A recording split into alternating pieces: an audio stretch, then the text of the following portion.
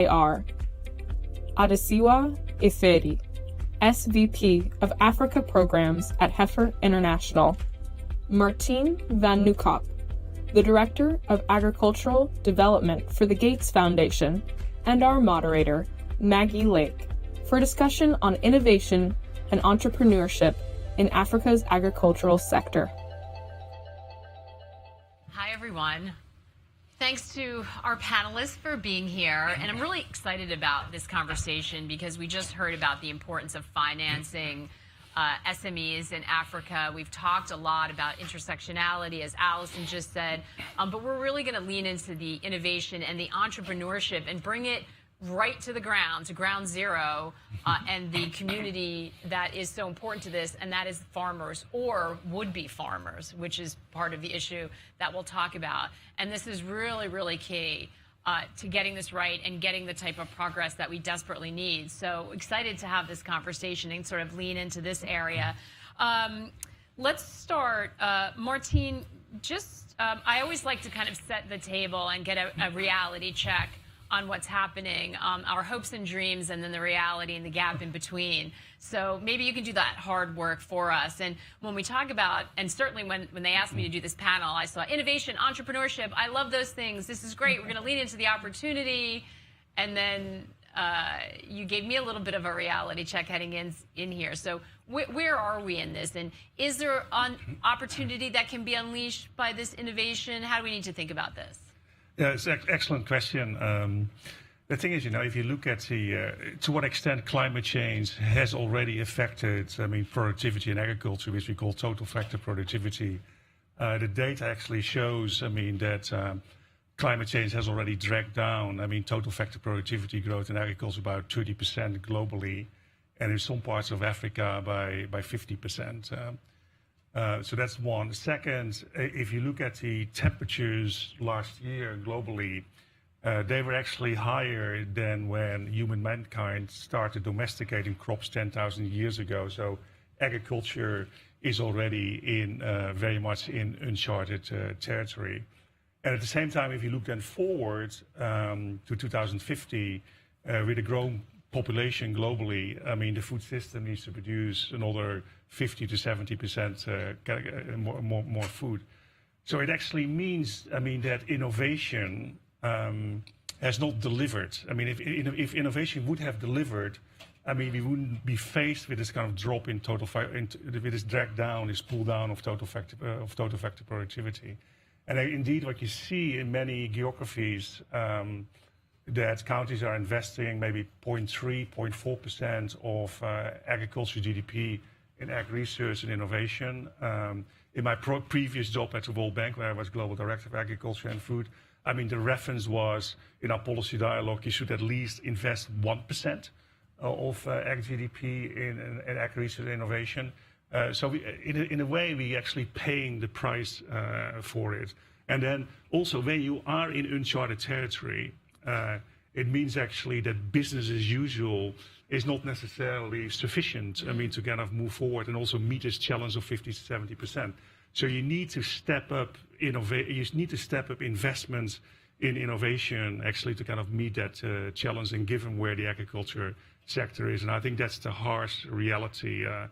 There are opportunities, and I can talk about it later, particularly in the foundation. We're very excited what we see about digital applications in agriculture. So it's not that there are no kind of opportunities to invest in. Actually, they're very much there. And I think it's very important actually that countries step up to that agenda and start investing in those. But it's also important to understand that more is needed and really focus our minds on smoothing out the disruptions that are not enabling, because we've seen huge advances in technology, right? We should be seeing that pay dividends, but we're not. So where's the gap? What can help realize the potential of innovation? What are we missing, Simeon? Yeah. Thank you. I want to pick up from what Martien just said. In the CGIAR, what we do is to provide the solutions, to improve ag productivity and improve food and nutrition through science. And to be able to make the difference and to respond to a particular question, is to target the people who can actually adopt those technologies and then make the transformation. And there, I'm talking about the youth. The youth should be the target, because if we want to really change the landscape of agricultural food security in Africa, we need to focus on our youth. And we want to make it as a business, not really, the area where people go when they have nothing else to do, or basically they resign to do the core activity. But in fact, they can make good money. So for me, it is the youth, the agribusiness. That's why in the CGIAR, and particularly in IITA, we have created the IITA Youth in Agribusiness. We have that as a mechanism to train young people into agribusiness and become entrepreneurs. And a lot of them are making money. And I'm really proud to say that since, we have, established a program, we have trained over 44,000 people and impacting on 1 million young people and creating over 85,000 jobs. But this is very small, very little compared to the need. We need to scale this one up significantly. That's where the focus, this is what is missing, how to scale up, how to bring science to your youth so that they can transform the food system in Africa. Adesuwa, what about from your perspective? Yes, thank you. I think that when we talk about innovation, innovation is a necessity, is a must. But I also think that youth in agriculture is also a must. When we talk about the work in agriculture in Africa, we have to understand that this is the continent that has a lot of arable land and over 50% of its population employed in this sector. However, it has the least productive sector in the world. So its potential is underutilized. But so is the penetration of technology into this sector and innovation. Between 2027 and 2022, we raised about $1 billion from investment globally that came into the sector in Africa. But that's less than 1% of what was done globally that came to Africa, less than 1%. So when we talk about a lot is going on in innovation, it has to be financed. And where the money is going tells you that there is still a huge gap in supporting innovation to penetrate in Africa. But there are opportunities. Just like my colleague here, Simeon, has said from CGIAR, young people are already jumping in Africa to go to the last mile to innovate. I thought we had a wonderful panel earlier today. We talked a lot about the role of quality seeds and input. If a farmer has quality seed and input, however, but doesn't have access to digital weather forecasts, he's going to be just guessing as when to plant and when not to plant. If a farmer has all the input but doesn't have mechanization, he's going to be depending on manual labor. If he depends on rain-fed agriculture and doesn't have the right kind of irrigation, right, he will still be challenged. So where is the space for young people, really? Yes, they are the farm gates, but I tell you, they are more at addressing these bottlenecks. What has happened with entrepreneurship in Africa in the last 5 years? And by the way, we have raised $1 billion, but I'll tell you that between 2022 and 2023, 80% of that funding came into the continent. 80%. So that tells you that there's a huge traction where youth and entrepreneurs are beginning to convert these challenges of mechanization, these challenges of irrigation, into businesses, developing business model where solar-powered irrigation can get to the last mile. And so what we're seeing is a combination of young people taking new technology and transforming it into solutions to fill in these gaps in between. And Heifer has worked at the forefront of supporting young innovators.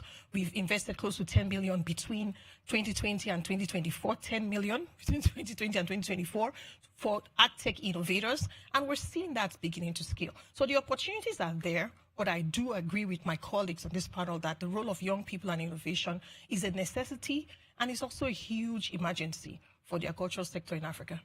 I love pointing out that just by tackling one aspect of it, it's not enough. They can have the most cutting edge tool, but if they don't have the rest of the kit and the rest of the knowledge base, Martien, what do we need to think about in terms of that? Because it's not just when we talk about innovation, we're not talking about hardware, right? We're talking about so much more than that, especially when you're talking about young entrepreneurs.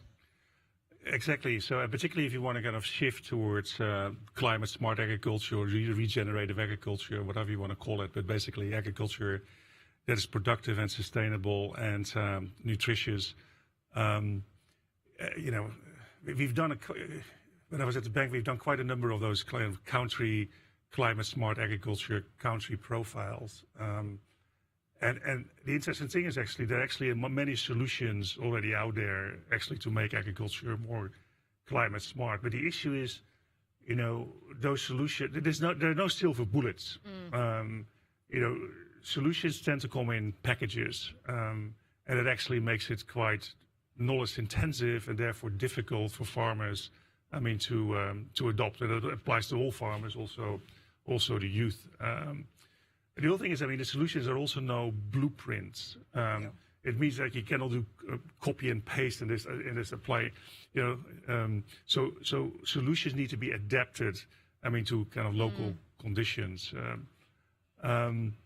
So for that reason, effective extension services are very critical.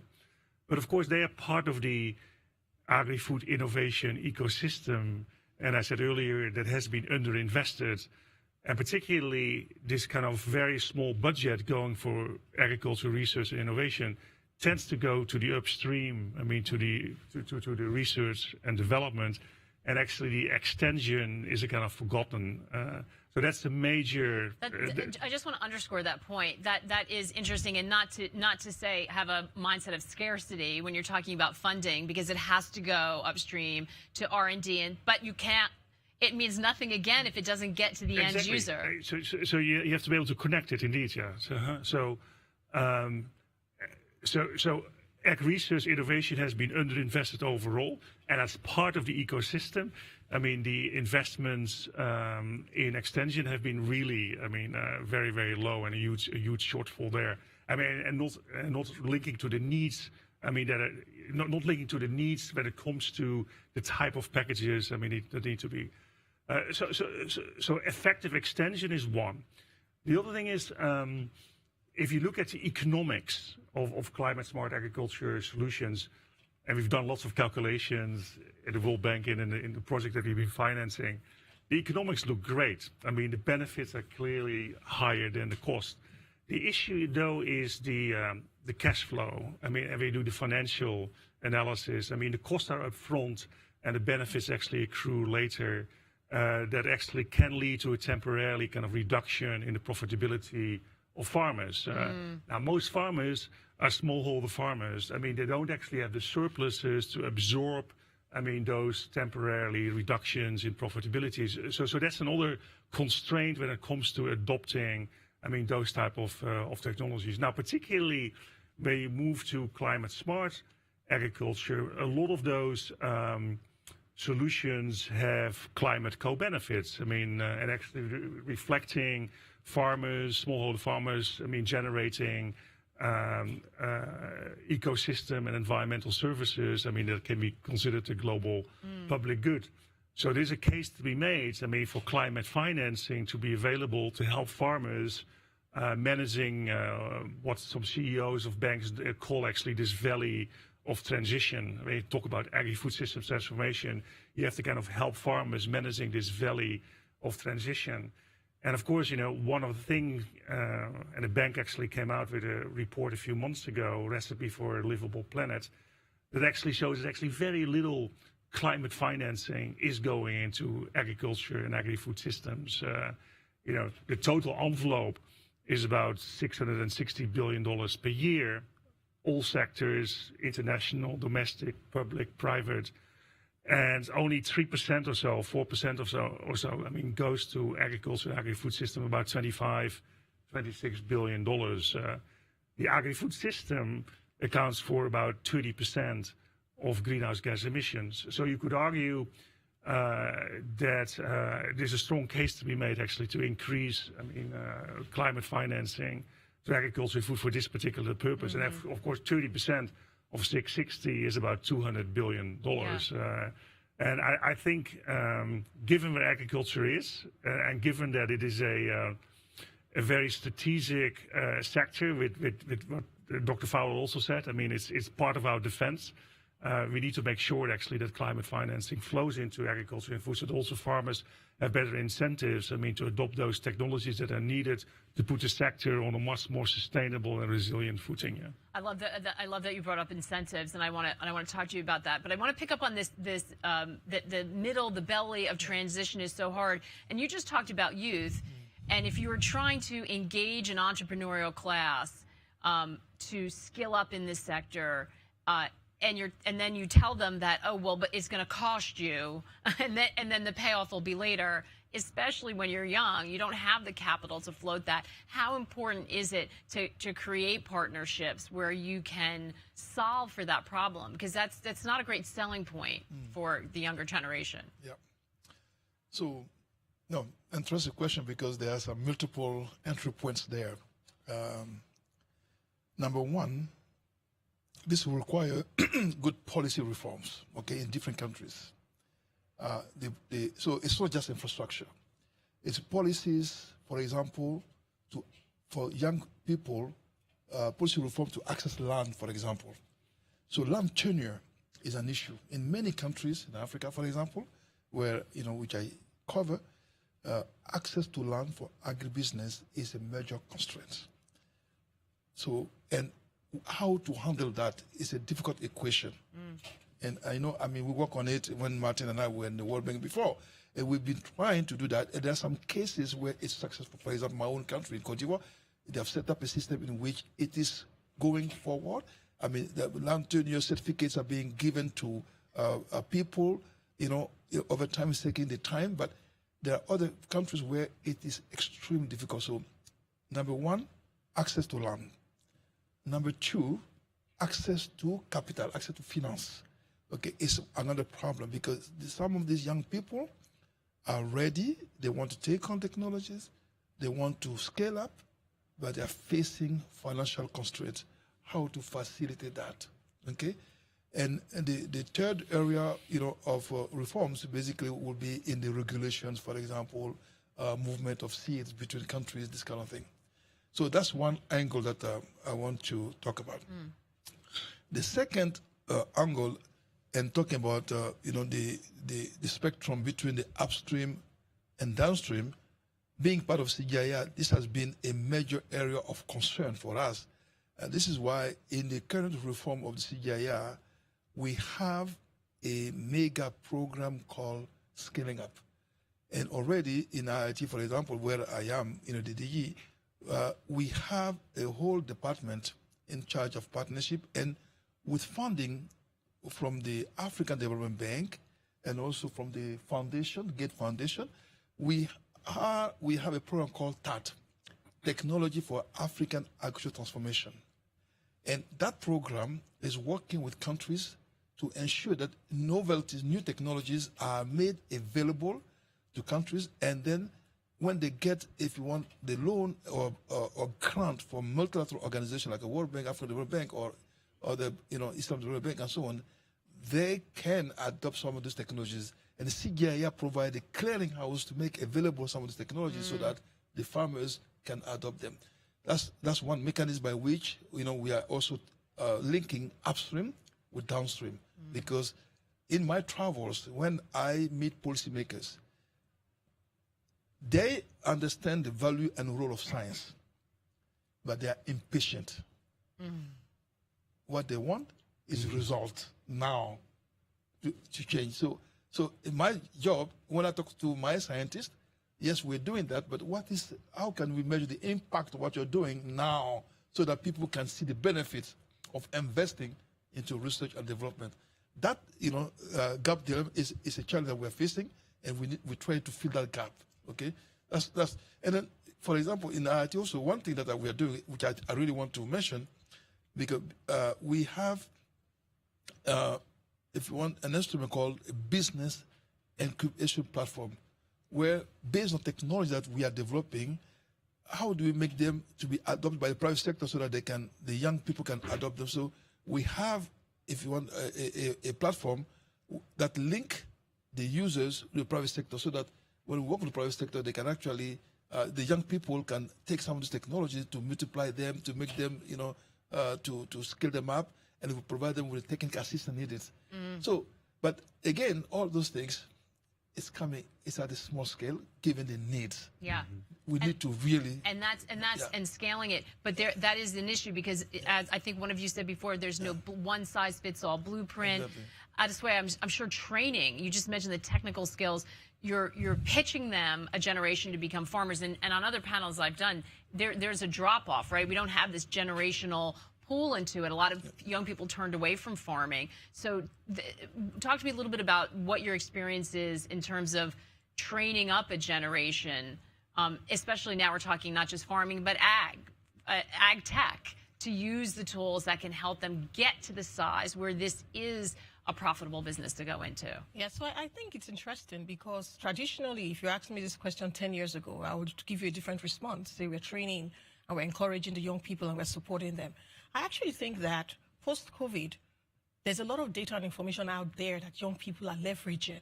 They are moving faster than we are on this issue of innovating in ag tech space and agriculture. So what we did in 2021 was to set up a platform called Ayute, that's Agriculture, Youth and Technology. And we didn't set it up to train young people. We set it up to crowd in young innovators because we felt that they already know, probably more than we do, because we've had a fixed mindset about how we do the work over the years. And we wanted to find out who is doing what out there, what young people are thinking out of the box, how are they addressing problems on the ground. And you said it has to be contextualized. So we were identifying contextualized innovation that was already working for farmers, and we wanted to help them scale it to the farmers that we work with. When we set up that platform, we were blown away by the kind of innovation that came up. But the most important thing is that we began to learn and then began to use that platform to also showcase that young people are already seeing opportunities, and we began to ask them why. We also in 2021 launched a report, and the report was looking into why young people in Africa were not coming into the agricultural sector. That report brought together a lot of very critical, important issues, some of which have been raised already by my panel. But what we learned was that visibility of what is already happening actually moves more traction with young people. Then creating an ecosystem where they can connect with each other on the Ayute platform, and then they can learn from one another. And then we had two levels of competition. Young people at the startup stage who are just trying out the idea, and then those who are like 3 to 5 years in technology and about to scale to other countries. And then looking at how we can crowd in other people to create visibility for their work. And one very interesting one is extension service. So we talked about it here. Extension service is very critical. Of all the innovators that have been very successful that we've worked with and we've supported with catalytic investments, we've seen that every one of them in their business model to get to the farmers must include extension service at the field end. Extension service is where the training happens, is where you can leverage data and digital technology, but it's also where you can mobilize local young people in those communities and integrate them into agriculture quickly. So what we began to learn from the model is how do you get young people into agriculture? There are two tiers of young people. There are those closer to technology and are likely to innovate. There are those that are waiting to find jobs that are technology enabled so that they can come into those jobs. And what we found is that if we can identify who the catalysts are, which are these young people creating those tech-enabled jobs, they will drive job creation in communities.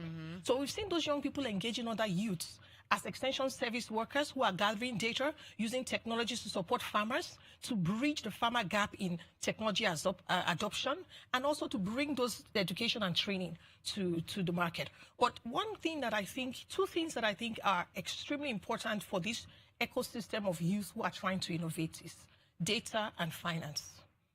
Access to data is critical.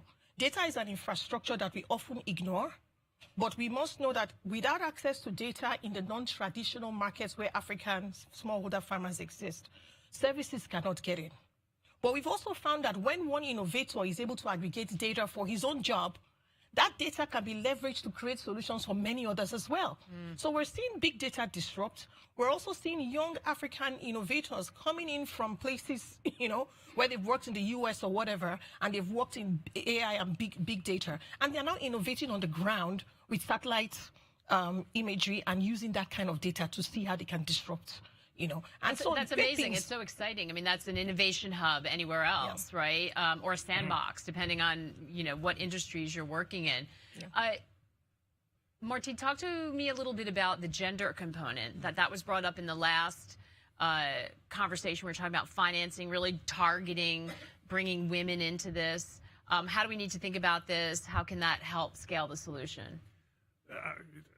That's very important. The thing is that, women farmers in Africa make up about 50% of the labor force. And I think if you factor in migration, because basically men have temporary jobs, I mean, probably if you look at the labor force in agriculture, the majority actually is women. At the same time, I think all studies show, and women, as Simeon already mentioned, I mean, all those constraints, but, access to land, access to finance, access to irrigation. I mean, smallholder farmers in general face, huge constraints, but women farmers, even more. And as a result, productivity of women farmers, women-headed farms, the estimates are between 25-30% lower than male-headed farms. And all the study indicating that women farmers only make 80 cents for every dollar that a male farmer makes. FAO has done a study on the impact of climate change and the gender differentiation there.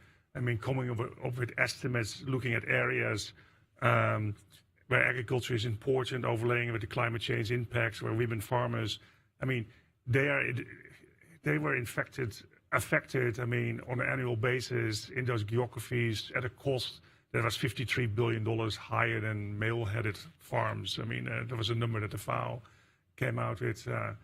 There's a lot of talk about increase in food and nutrition insecurity driven by COVID, the war in Ukraine that is driving up prices. And what you actually see is a growing kind of gender gap when it comes to food and nutrition insecurity. So women really are at the short end of the stick in many dimensions. So there's need for kind of a more stronger focus on women. And when it comes to the ag research and innovation agenda, and when you think about, how can this innovation be transformative for women, the research agenda, the upstream, needs to be informed by the realities, on the ground, that women farmers face. I found it very interesting that Dr. Fowler was saying earlier that he was talking about those forgotten crops and those opportunity crops. And he said, actually, those crops are particularly being grown by women.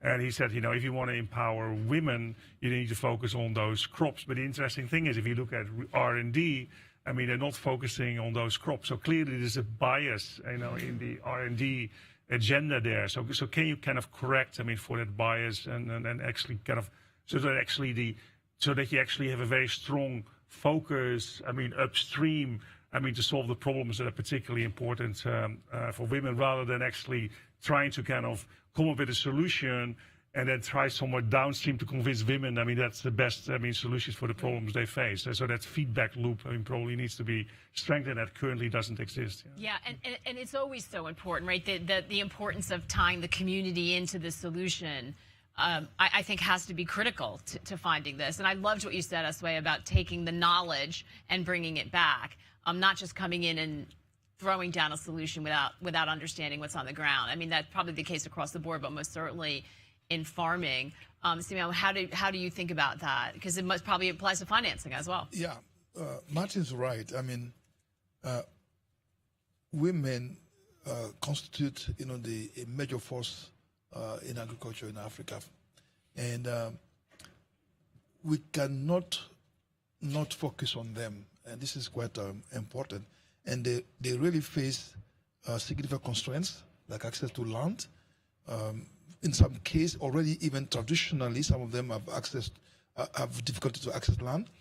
And for religious purposes, for example, in areas, for example, northern part of Nigeria, for example, inheriting land, for example, is a problem for some of them. even though, you know, you're born as a woman and your brother has the right to have access to land, and you don't, you are a woman and a girl, you don't have access to land when your parents, you know, pass away, for example. These are things that we need to be able to deal with. So policy reforms I mentioned earlier. Access to technology is another constraint. And also access to finance, of course, okay? And we have seen cases where women have been able to break those barriers when those constraints have been removed. And in the CGIAR, we are working very hard with initiatives that we have to if we make a difference. So I can give some example. For example, I mean, even other than IIT, the World Fish, you know, which is, you know, based out of Malaysia, but focused on Africa, for example, where they have done, with funding from some European countries, support some women aquapreneurs, they call them.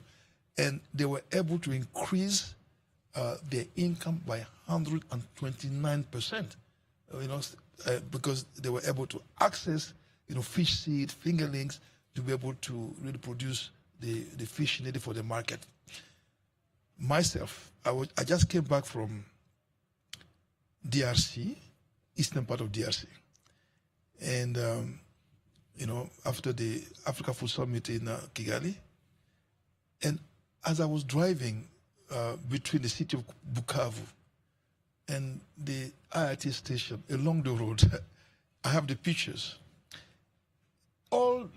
Everybody doing business, trading in food and agriculture was a woman. I say everyone. Everyone. I have the picture here in my car.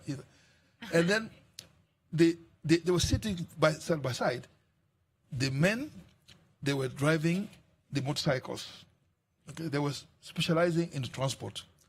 But so if we can, you know, focus on these women who are linking with the farm and be able to produce food and then, you know, sell them in the market, I say we can really transform the food system in Africa. Yeah. So for me, it's a great example of what's possible. Yeah, and it's not something that I read. I saw it. I lived it. I took the picture. I have it with me. We love that.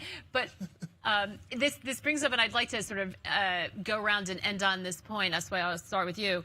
We're talking about the problem of allocating capital to this, and you mentioned the budget shortfalls or the small amount, Martin, that is dedicated to it in a budget. But this isn't just agriculture. This is job creation. This is national security. We've heard about the intersectionality I mentioned before.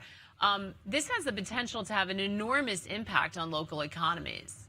How can that help unleash that innovation and lean into that opportunity we're talking about? Let's start with you.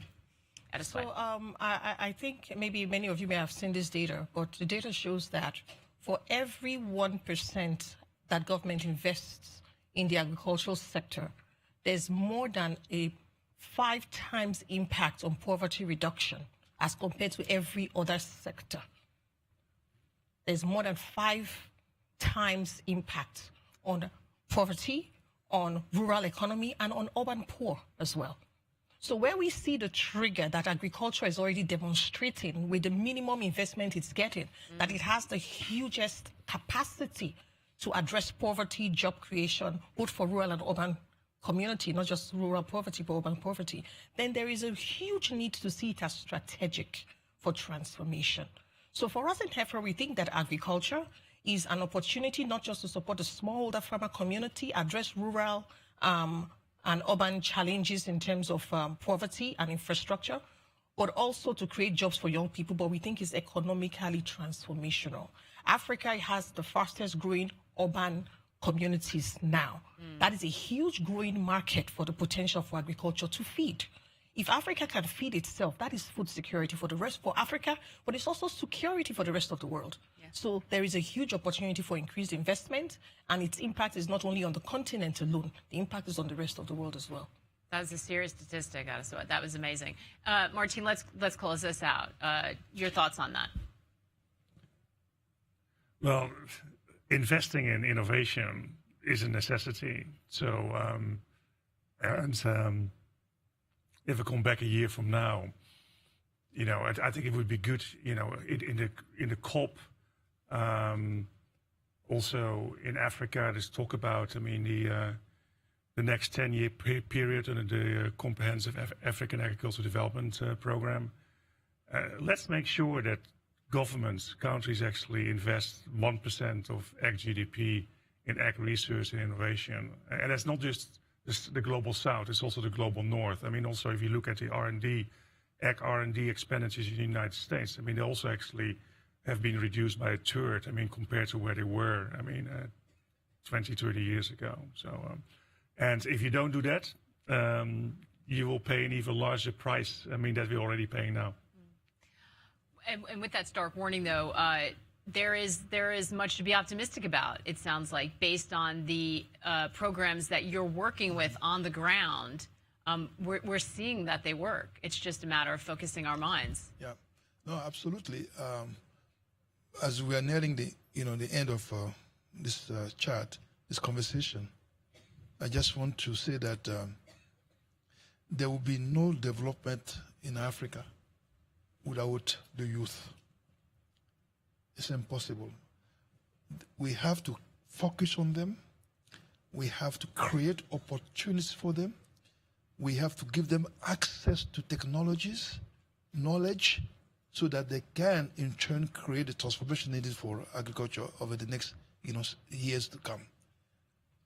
Without the youth, without investment in the youth, without policy reform, a focus on the youth, and including, when I say youth, it's all genders included, especially focus on women, I think we'll not go too far if we don't do like that. So that is my appeal to policymakers, to those in decision-making, to focus on the youth, entrepreneurship, to make a difference for food system transformation in Africa. And on that note, we'll leave it there. Thank you all so much.